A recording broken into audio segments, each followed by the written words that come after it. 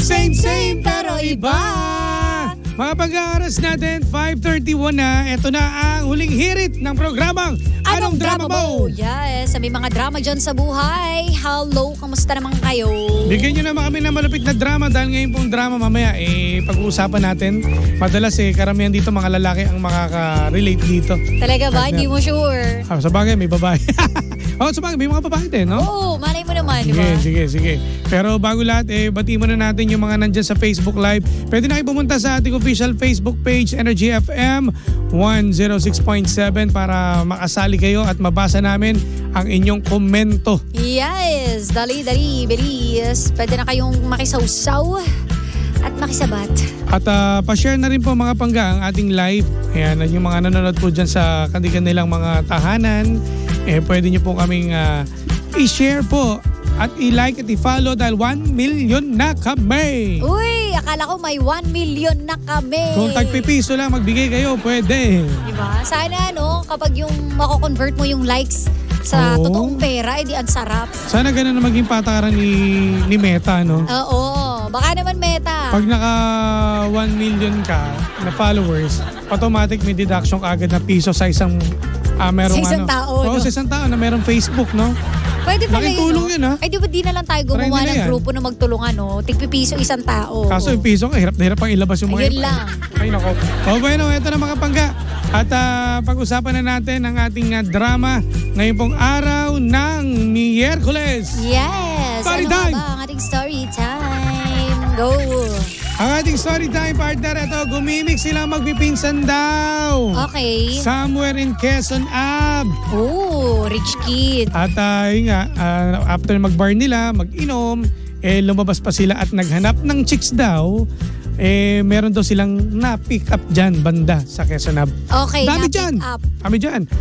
Ang naging siste kasi, tinamaan daw siya sa girl nung sila ay may ginawa.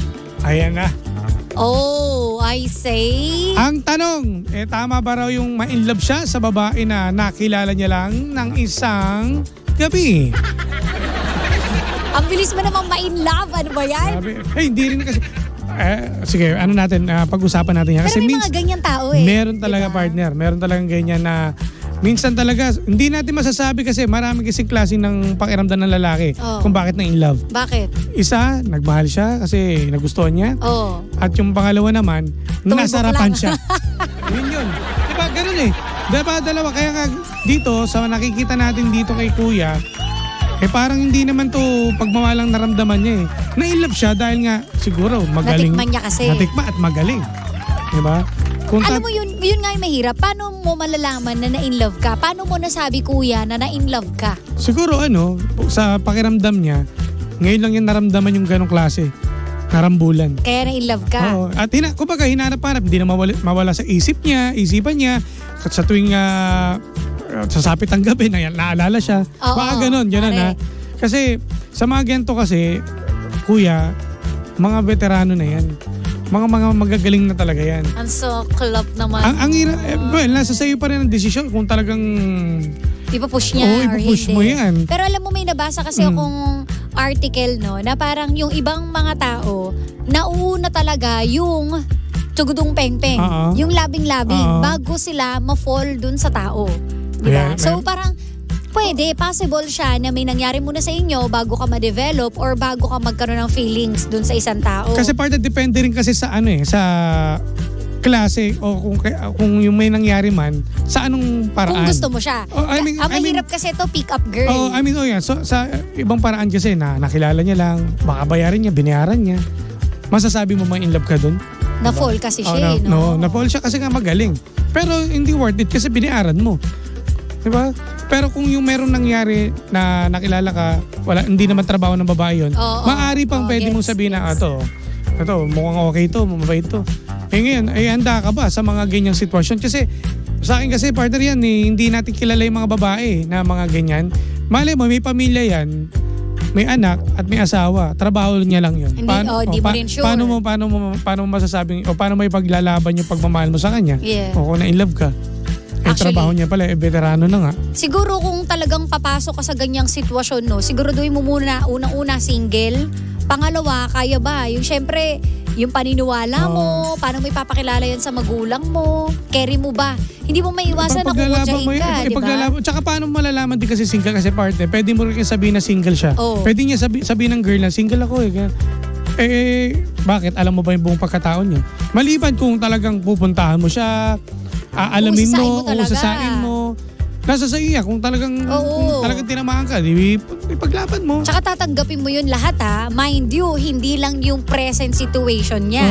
Pati yung past niyan. Lahat ng mga naging lalaki niya, if ever man na manggulo or may magchismis sa kanya, dapat yun tanggap mo yung buong pagkatao niya. Tsaka ang hirap nito, baka mamaya, yung gabi na yun, pang 16 ka o pang 20 ka na customer niya.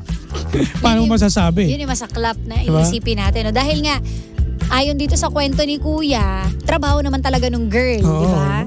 So hindi naman natin maano yung trabaho niya. Wala pumayag ka rin naman. Pinatos mo Pinatos mo. Nasa sa iya. Ang problema, na-fall ka. Yun nga Kaya siguro itong mga gantong sitwasyon kasi partner, usually kasi nangyayari yan sa mga baguhan. Sa mga first timer na ginawa yan. Talaga ba? Oo, pero pag pag yung mga kalalakihan na mga nakadalawang beses at 3 beses, wala na yan, tatawanan na lang. Kasi may awa factor pa yan May parang nandun ka pa na feeling mo, pag babaguhin mo yung buhay niya, tigilan mo na yan, mamahalin kita. Magiging hero ka, gano'n. Oo, magiging hero ka Pero, ikaw pa, tinanong mo ba sa pinsan mo, baka pinagtatawanan ka. Diba? Pag naman pinagtatawanan niya, grabe na in love ka dyan, Brad. Bayaran yan. Hindi natin kilala yung mga yan. Ang hirap din, Pero minsan may mga story na, yung successful story na nagkatuluyan, nagbago yung buhay, diba? Pero madalang. Madalang talaga. Pero kung isasakripisyo mo, pwede naman din mapagbago. Kung mahal ka din ng babae. Kasi minsan din, kasi party may mga nagbabago rin sa mga kumbaga matatauhan din yung mga ganyang klaseng babae kapag pinaramdam mo sa kanila na may care ka sa kanila. Kaya nilang baguhin yan. Pero handa ka bang tanggapin? Yung mga ganyan kasi 100% may mga anak na yan. Handa mo rin ba tanggapin yun? Diba? Wala namang single na gano'n ng Mali mo, meron. Hindi ko rin kasi masasabi kasi ang hirap din kasi manghula, partner Pero sa mga ganyang klase, meron yan. Merong isa, meron dalawa, hiwalay sa asawa. Diba? Eto nga basahin natin yung mga sagot nila. Sabi rito, sa panahon ngayon, tsorba na lang muna bago makilala ng lubos at makilala ang pamilya. Sabi ni Jobert Nepomuceno. Ayun nga yung sinasabi ko kanina. Parang yung iba, sa ganung paraan sila nagtatagal or nagkakakilala. Tsorba muna bago getting to know each other. Ganon. Pero sa maling paraan kasi, biri mo, binayaran mo. Ayun nga Yun diba? Yun ang kaibahan. Ang pangit Bayad gas ito. Di ba sana kung nakilala mo sa bar? Di ba yan? Pwede yan. Kasi pares kayo gumimik. Hindi naman siya taong bayarin. Yes. Binabayaran. Correct. Ayan, pwede pa yun. Eto, kung totoo ang pagmamahal niya doon sa taong yun, mararamdaman din niya yun. Pero hindi pagmamahal po tawag doon. Kundi tawag ng laman. Tama. Or, di ba, solid gyms ito since 2015. Salamat Wow naman. Thank you, Darwin Rosell. Or baka nag-i-imagine ka lang na, di ba? Eto, lasing at first sight ang tawag dyan. Sabi ni Patrick Santos. Pwede. Dala lang nakainitan ng pakiramdam. Mare, di ba? Yun nga ang inaano natin. Yun yung i-consider mo din, Ano yung pakay mo? Una, nagbayad ka, gusto mo lang magpakalasing, gusto mo lang makatikim. Bakit ka mafo-fall? Kaya nga Sobrang siguro baka galing siyang break up or sobrang lungkot niya kasi panahong yun. Una sa lahat kasi party tatanungin mo, ano ba yung, kung halimbawa ako yung pinsan, tatanungin ko to. Ikaw Brad, ano ba yung prueba mo kung bakit mo siya minahal? Bakit yun in love? Kasi magaling tol. Muntik pa ako. Magaling, dahil lang doon sa magaling? Hindi ba dapat... may mga taong gano'n yung nafo-fall lang dahil sa magaling. Kaya marami naloloko. Yun ang mahirap doon. Tapos sa huli, makikilala nyo yung ugali pala. Bengkong. Mamaya, naiputang ka pa, sorry for the word pero mamaya meron pa palang iba sa'yo na may nangyari din sa kanila. Baka mamaya, pag naging kayo niya, ito ayoko lang din palawakin pero baka mamaya sakali, baka magkagulo-gulo ang tropa nyo. Kapag yan ginawa mo at pinakilala mo sa tropa mo at may nagustuhan din yung babae, yung jowa mo ngayon, na yun, may makatikiman din sa mga tropa mo, anong magiging reaction mo? Di masama rin. Bad trip ka dun. Posible rin baka yung pa maging mitya ng pagkakasiraan yung magtotropa. Yun, oo. Yun yung sinasabi ko kanina. Natatanggapin mo, kaya mo ba? Paano kung kunwari pinakilala mo sa tatay mo, kunwari lang yung worst na talaga pwede mangyari. Pinakilala mo sa tatay mo, tapos biglang nakilala ng tatay mo, yan yung tinitable namin Yan, di ba? Pwede. O hindi lang, yan yung nakilala ko rin yan sa may bandang Quezon yan, di ba? Yan, o kaya sabihin, that's my boy, magaling yan anak. Kaya mo ba? Diba? Sakit. Hindi natin masabi yung mga pwedeng mangyari dahil nga bayaran siya. So kung papasukin mo yun, make sure na sobrang tibay ng loob mo. Tama. Tsaka iba yung magaling, eto tama to, tsaka iba yung magaling kaysa sa may respeto sa sarili. Diba? Tama. Baka first time lang siguro nito. Hindi naman sinabi. Baka karo first time lang. Well, pag-isipan mo. Lalaki yung nagsabi dito, so baka ganun nga talaga na pag first timer. Ganun talaga kasi syempre mapapol ka agad dyan dahil nga first time mo na subukan yung mga ganyan. Marami ka pa makilala pero kung talagang gusto mo, bahala ka, decision mo yan. Mahirap sa totoo lang. Mahirap ka namin i-push dyan kasi nga maraming mga pagsubok kang kaharapin dyan. Una sa lahat, sa magtotropa, sa pinsan mo. Diba? Number 1 yan, makakalaban mo yan. Baka paglaban mo pa na, di ba, binayaran natin yan. Ikalat pa yung kwento niya kung paano mo nakilala. Kung kaya mo, go. Sige, nasa sa'yo. Pero kung mahina loob mo, sinasabi ko sa'yo, wag mo nang simulan at wag mo nang i-baby ang nararamdaman mo. Baka meron pang sapat na karapat dapat para sa yung girl, ha? Huwag kang magmadali dahil lang dyan. Oh well.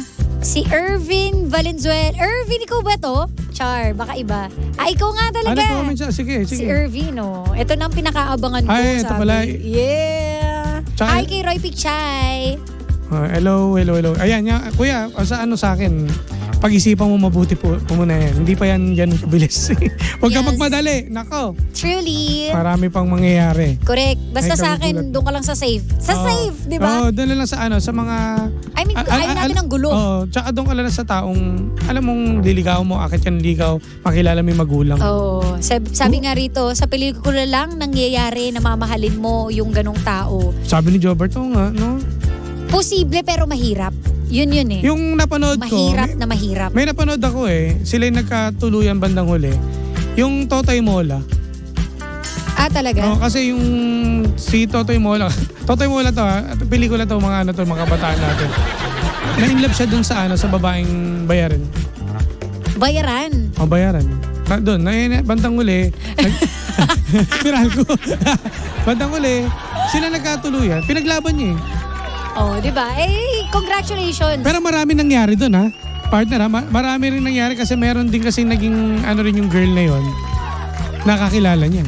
Eto, Jimbo, medyo na-curious lang ako dito. May sumagot. Sabi kami ng asawa ko may nangyari muna bago getting to know each other. Pero sa kaso ni Kuya, bayaran kasi yung girl. Sa amin ng asawa ko, we're both single and broken-hearted. Sabi ni Riza Cariaga. Okay lang yung mga Oaks tayo dyan. Wala tayong kaso kung nauna ang jugjugers. Tsaka wala namang usapang pera dyan. Correct. Ibig sabihin kasi kapag may usapang pera, serbisyo yun. Serbisyo yun Kaya nga nagbayad ka para galingan. Correct. Diba? Nagbayad ka para masarapan at magustuhan yung serbisyo niya. So hindi yan feelings. Hindi para nagbayad ka para mahalin siya. Correct. Ano yun? Nabibili? Tigil-tigilan mo, kuya. Tularan daw si Jimbo. Hindi naka-encounter ng ganyan. Ay, hindi mo sure. Hindi mo sure. Marami tayong baluarte dyan. Yung mga dati, sumulangit nawa. Sumulangit nawa. Di ba doon ka sa Pega? Ay! Madalas ako masiraan dyan ng ulo. Ay nako. Well, yun lang mga pangga. Kaya mo yan, B. Ano ka ba? Isang araw pa lang kayo nagkikita, hindi naman 1 month para ma-in love ka kagad. Tatamimabol pa kami ng jowa ko. 3 years na pero walang chorba. Kasi ayaw ko pa, Char. Ko pa. Kimi. Wala pang chorba pero meron ng touch therapy. Touch therapy. Tigilan niyo ako. Naudlot lang kasi nga hindi pa pwede. Nakakatawa kayo. Well, dahil dyan, panibagong drama na naman ang hindi natin nasolusyonan pero ating napag-usapan. Kaya masasabi ng Jim si Jan ay, anong drama mo? Ayan, nakapangga, susunod na po, The Monarch of Philippine Radio.